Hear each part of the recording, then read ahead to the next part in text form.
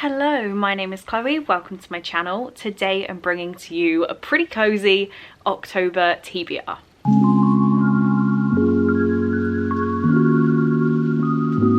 So, for anyone who doesn't know, and everyone who does know is gonna be fed up of me saying this, but October is gonna be a very busy month for me. My final exams for chartered accountancy are at the start of November, so for most of October, at least over half of October, I am gonna be ferrying myself backwards and forwards to Bristol to a college I go to there, just for the revision phase, ready for the exams. So that starts on the 13th, and that means every day before, the day before college, I'll be traveling up to Bristol. I'm then there in the evenings, just in a hotel room, and then I'll be coming back on the Fridays of the weeks, like the last day. So that's a good 2-hour train journey and lots of evenings where I'm sat by myself, where I should be studying, but at some points, let's face it, I am gonna need a brain break.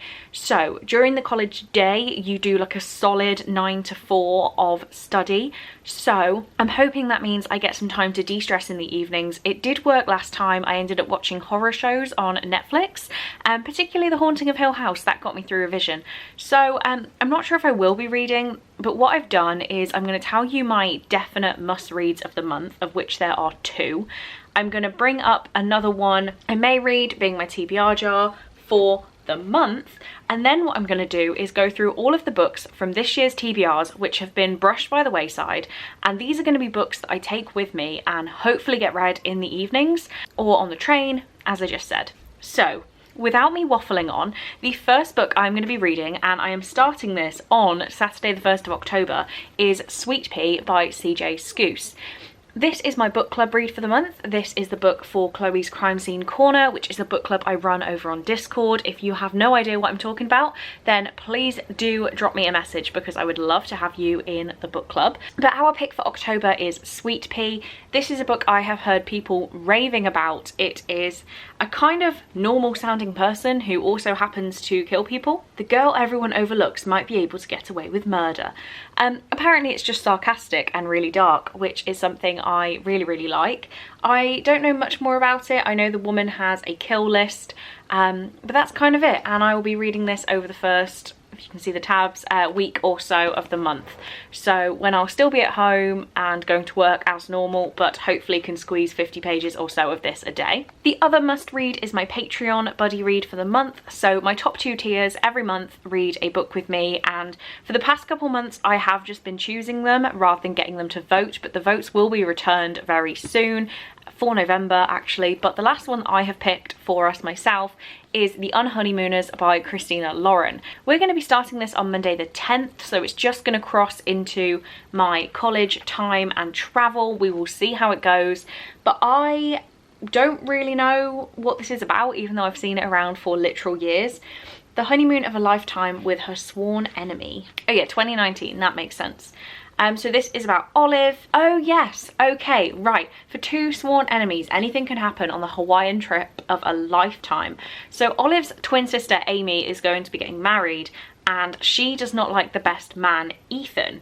When the entire wedding party, except for Olive and Ethan, gets food poisoning, there's an all expenses paid honeymoon in Hawaii up for grabs.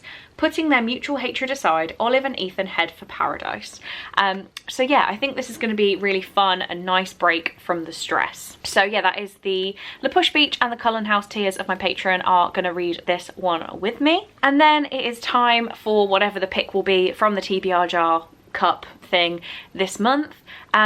I do have last month still to talk about, so there is no guarantee I will read this one in October, but I still want to draw it out and add it to my TBR.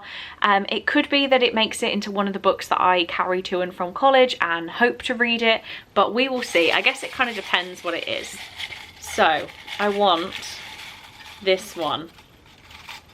This one. Oh my god, there's so many. Okay.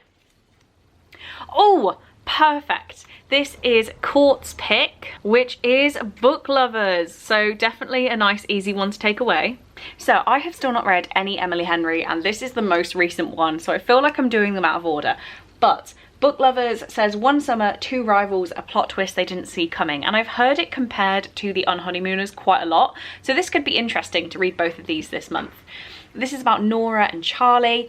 Nora is a cutthroat literary agent at the top of her game. Charlie is an editor with a gift for creating bestsellers, and he's Nora's work nemesis. It's a small town straight out of a romance novel, but instead of meeting sexy lumberjacks, handsome doctors and cute bartenders, Nora keeps bumping into Charlie. And yes, I am quite excited about this one. It sounded really cute when I got it. It is a hate to lovers romance based in the book industry. So thank you, Court, for picking this one out. That is a great addition and hopefully a really good de-stress. So to bring up all of the books that have been on TBRs this year which haven't been gotten to, I mean, leave your guess in the comments how many you think there are, if you want to pause it and guess, and I will give you a couple seconds. So 3, 2, 1, till I tell you that there are only 5 books that I have put on TBRs this year and not gotten around to, and 2 of these are from last month. So I would say that is a massive success, considering how busy I have been this year. But yeah, let's go from the earliest one to be put on here. I think I've got the order right. We will see. So the oldest book, I believe this was February, I said I was going to read and I never did, is Such a Fun Age by Kylie Reid. I did start this one. I got 84 pages in. I feel like I would probably have to restart this. This is about Amira, who is a nanny, and she gets apprehended in a supermarket by security on suspicion of kidnapping the white child that she is caring for. And to be honest, that's kind of all that's happened so far. So I think I do need to go back over it. She meets a guy in the supermarket when this whole thing is going down, and I feel like he's going to be important to the story. But yeah, I've said I was going to read this for the longest time, so why not make it a 1 week, the only book I take away with me, and force myself to get around to it. Next up, this was a read for Rachel's Magical Hopathon, which I never read, and that is Words in Deep Blue by Kath Crowley. It is very short, and I don't remember what it's about. Oh, I do. Okay, so this is about Rachel, who has a crush on Henry.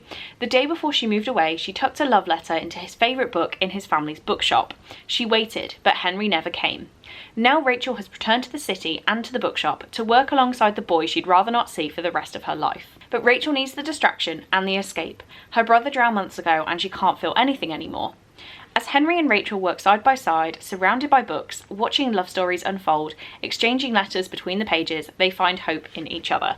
So we have another kind of hate to lovers, book related romance.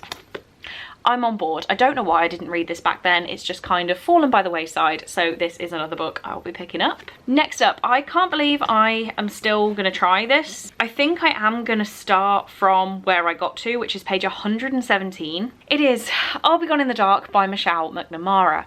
I actually might hunt for the audiobook for this one because I don't think I have the mental capacity to read it. This was the Chloe's Crime Scene Corner pick in May of 2022. I don't know why I said 2022. In May. So I was actually annotating as I was reading, like quite a lot.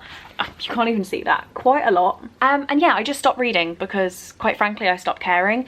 And I was doing my first exams in June, and yeah, I was reading this one in May, and I just didn't have the patience. So this one probably isn't gonna happen, but it may be if I find the audiobook, I might pick it back up again.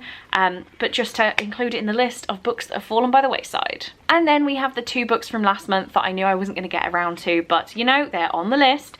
And I have broken the cover for this one because it's got bent. Never mind. City of Heavenly Fire by Cassandra Clare. This is book number 6 in the Mortal Instruments series.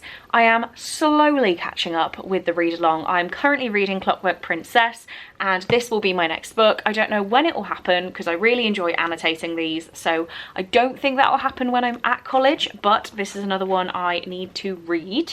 And finally, a definite one that I can take away from me and hopefully absorb myself in it to de-stress is Beautiful Broken Things by Sarah Bernard. I don't even remember what this is about from last time I told you, so I'm not going to do it again because I literally read the blurb out last month.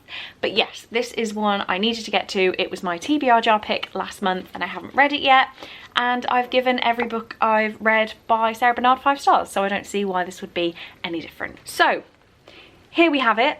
A full-blown TBR in a month where I know I'm not going to be able to do much reading, but if I at least give myself this long list to pick and choose from to de-stress, hopefully it will mean I can keep my mental health under check while I'm away studying at college. So lots of books here to read, and hopefully I get to a few of them. But yeah, on that note, I don't really have much more to say. I'm hoping November, so my exams are the 7th, 8th and 9th, and then I'm on a plane on the 19th. So I'm hoping there is going to be lots of reading in November and we are back to normal operations. And yeah, then depending on how the results go in December, this could be back to normal reading for me after this month. So all fingers crossed. We're gonna be fine. Let's de-stress with some reading. So thank you guys for joining me today. I really, really do hope you enjoyed, and thank you for sticking with me in this incredibly busy time. I hope to see you very, very soon, and have a lovely rest of your day, evening. I don't know, I've forgotten my outro. So see you later, guys. Bye.